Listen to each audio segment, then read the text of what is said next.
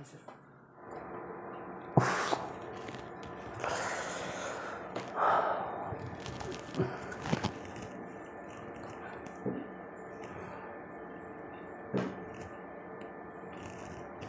गिलास पानी मिलेगा सर?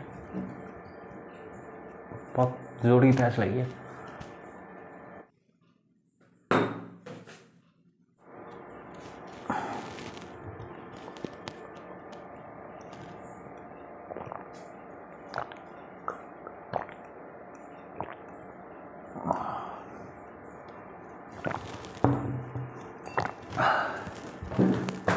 Thank you sir.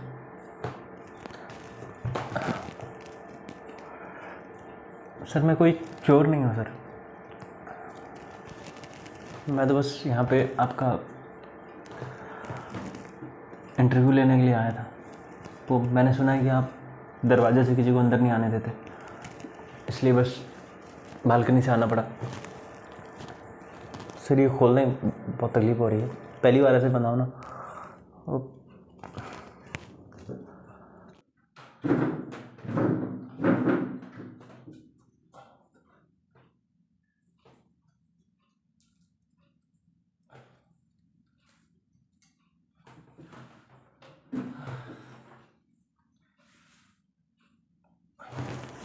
एक मिनट सर, बस अपना कैमरा सेटअप कर लेता हूँ, आप रुकिए।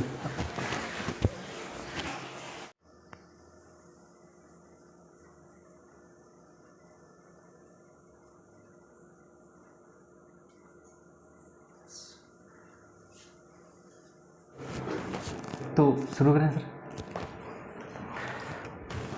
जहाँ तक मैं आपको समझ पाया हूँ, आप ज़्यादा बात करना पसंद नहीं करते, तो ऐसा करते हैं डायरेक्ट टॉपिक पे आते हैं। तो सर आप हैं सीआरपीएफ के x assistant commandant Shri Ranveer Taneja, और 2 अगस्त 2022 को आपकी टीम पर नक्सलियों ने एम्बुश लगाया और आपने काउंटर अटैक करते हुए ना सिर्फ नक्सलियों को मार गिराया, बल्कि कुछ नक्सली जिंदा भी पकड़े गए और आपकी टीम से कोई कैजुअलिटी नहीं हुई सर। सबसे बड़ी बात ये थी, एक एम्बुश से इस तरह से बचकर निकलना एक चक्रव्यूह तोड़ने जैसा है, और आपने ये कर दिखाया, बहुत बड़ी बात थी। सरकार से, देशवासियों से, सबसे आपको सराहना मिली। और उसके बाद 15 अगस्त को आपको इस कार्य के लिए मेडल भी दिया गया। लेकिन फिर सर 29 अगस्त को बिना किसी को कुछ कारण बताए आपने पर्सनल इशूज़ का हवाला देकर आपने अपने सर्विस से रेजिग्नेशन दे दिया। ये बात किसी को हजम नहीं हुई सर, और सभी जानना चाहते हैं कि आपने आखिर ऐसा क्यों किया। ये अलग बात है कि आप किसी को बताना नहीं चाहते, आपने आज तक किसी को इंटरव्यू नहीं दिया और ना ही कोई बात अपनी बात रखी किसी सोशल मीडिया या किसी के थ्रू। तो सर आज पूरा देश, मैं कहूँगा पूरी दुनिया जानना चाहती है कि आपने ऐसा क्यों किया। सर 29 अगस्त लोगों के जहन में बैठ गया कि आखिर इस दिन एक वीर योद्धा ने क्यों अपने शस्त्र डाल दिए और क्यों युद्ध के मैदान से बाहर हो गया। डेट क्या बताया तुमने?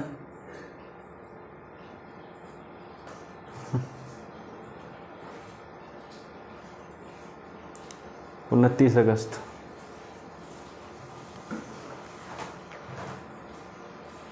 सत्ताईस अगस्त याद है तुम्हें?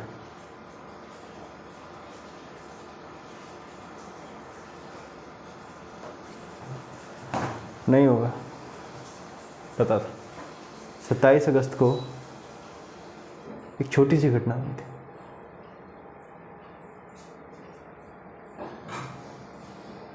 छोटी सी इसलिए क्योंकि तुम्हें याद नहीं, छोटी सी इसलिए क्योंकि लोगों को याद नहीं। जानते हो छोटी घटना क्या थी? सीआरपीएफ के एक जवान ने अपने ही 5 साथियों को गोली मारी और फिर खुद को भी गोली मार ली। Homicide and suicide.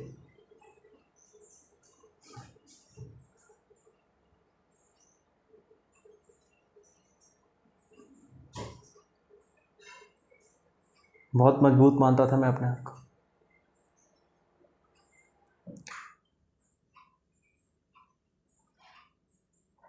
हिला कर रख दिया मुझे। एक और छोटी सी बात बताऊं तुम्हें, पिछले 5 सालों में CAPF के 567 जवानों ने सुसाइड किया। सुसाइड या होमिसाइड दोनों मिलाकर। और ये आंकड़ा कहीं हवा में नहीं है, एक यूनियन मिनिस्टर ने खुद राज्यसभा में बताया। 567। 5 सालों में जितने नक्सल अटैक और टेररिस्ट अटैक में मरे होंगे ना, उसके आसपास होगा कुछ ये आंकड़ा, या फिर यूँ कहूँ कि उससे ज़्यादा। तो अब तुम मुझे बताओ, किस आतंकवाद से, किस नक्सलवाद से लड़ना है हमें? वो जो वहाँ जंगल में है, या उससे जो हमारे मन के अंदर के जंगल में है?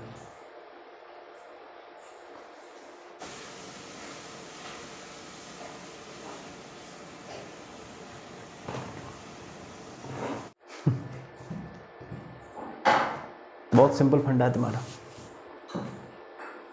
कोई भी चीज़ हो गवर्नमेंट पे डाल दो, है ना? चलो ठीक है, सरकारी कर्मचारी थे, गवर्नमेंट ने ध्यान नहीं दिया, ऑफिसर्स ने परेशान किया। स्कूल के छोटे बच्चे क्यों आत्महत्या कर रहे हैं? किसान क्यों आत्महत्या कर रहे हैं? पहले 2 वक्त खाने का अनाज नहीं हुआ करता था, तब भी इतनी आत्महत्याएं नहीं होती थी। आज क्यों हो रही है? छोटी छोटी बातों पर आत्महत्या। प्यार में फेल हुआ तो आत्महत्या, किसानों का अनाज नहीं उपजा तो आत्महत्या, एग्जाम में मार्क्स कमाए तो आत्महत्या।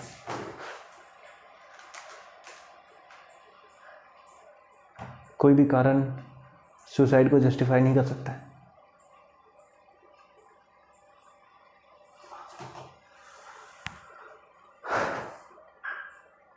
मेरे हिसाब से सुसाइड का बस एक ही कारण है, डर, जो लोगों के जहन में बैठ चुका है। हमें उस डर को निकालना होगा। और तुम्हें पता है वो डर बैठा कैसे? हमारी कमजोर शिक्षा व्यवस्था से। इससे अच्छे तो पहले मूर्ख लोग थे, हौसले वाले हुआ करते थे, गिरकर उठना जानते थे।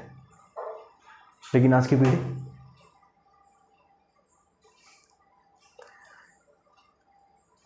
दोष उनका भी नहीं है। हमारी जो शिक्षा व्यवस्था है ना, वो ऐसी है जो सिर्फ हमें हमारे कार्य क्षेत्र में और हमारे व्यवसाय में आने वाले बाधाओं को दूर करने के लिए आती है। जिंदगी में कोई बाधा आ जाए ना, उससे लड़ना नहीं सिखाती है। प्योर प्रोफेशनल कौन सिखाएगा? कौन सिखाएगा कि जिंदगी में संघर्ष ही सब कुछ है? पढ़ाई कर ली, पता चल गया कि काम कैसे करना है, बिजनेस कैसे करना है, जिंदगी कैसे जीना ये नहीं पता।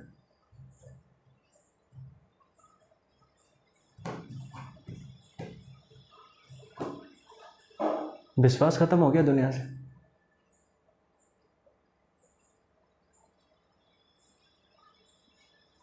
मैं कहता हूँ अगर तुम्हें किसी भी एक इंसान पर अगर विश्वास हो, चाहे वो तुम्हारी माँ हो, तुम्हारे पिता हो, कोई रिश्तेदार, दोस्त, भाई, या फिर खुद पर, और नहीं किसी पर तो उस ईश्वर पर, अगर इनमें से किसी एक पर भी तुम्हें विश्वास हुआ तो तुम्हें ये पता होगा आज मेरा कुछ बिगड़ा है तो कल वो ठीक कर देगा, और तुम कोई गलत कदम नहीं उठाओगे। लेकिन ये विश्वास नहीं है। क्यों नहीं है? प्रोफेशनलिज्म। जो सबसे इम्पोर्टेंट सब्जेक्ट होना चाहिए उसे तो हमने दरकिनार करके रखा है। पढ़ना पढ़ो, मत पढ़ना मत पढ़ो। मॉरल साइंस क्या सिखाती है हमें? जिंदगी जीने का तरीका सिखाती है, संघर्ष करना सिखाती है, लड़ना सिखाती है।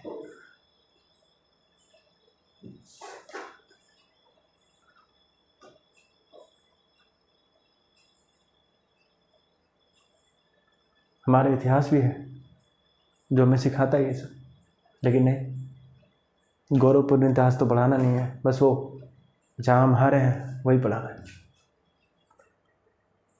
तुम्हें पता है इस दुनिया में सबसे भयानक चीज़ क्या है? अपनी मौत नहीं, किसी अपने की मौत।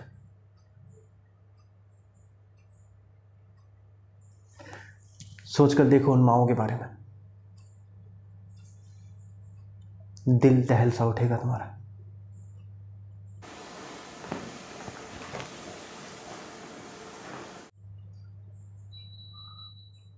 कौन रोकेगा इसे? किसकी जिम्मेदारी है? हमारी जिम्मेदारी है, नैतिक जिम्मेदारी है। जब तक हम नैतिक मूल्यों को ऊपर नहीं उठाएंगे तब तक ऐसा होता रहेगा, चाहे कितनी भी सुविधाएं दे लो, कोई नहीं रोक सकता इसे। तो अब मैंने ये तय किया है कि मैं वहां रहकर जंगलों में नहीं लड़ूंगा,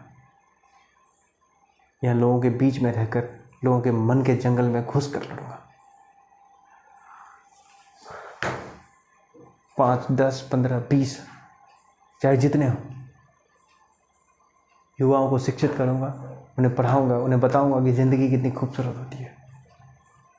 एक ऐसी शिक्षा व्यवस्था दूंगा जो उन्हें जीवन में काम आएगी, जो उन्हें ज़िंदगी जीना सिखाएगी। इस दुनिया में सबसे ताकतवर चीज़ क्या है तुम्हें पता है? भावनाएं। ये भावनाएं हैं जो एक इंसान को निडर योद्धा बना सकती है और एक इंसान को कायर बना सकती है।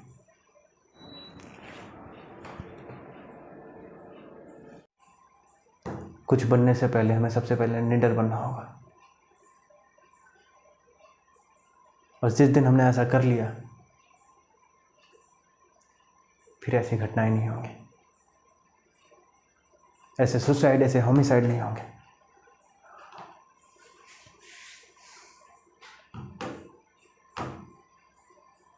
जाओ दिखाना दुनिया को और कहना, अब एक शिक्षक आ रहा है,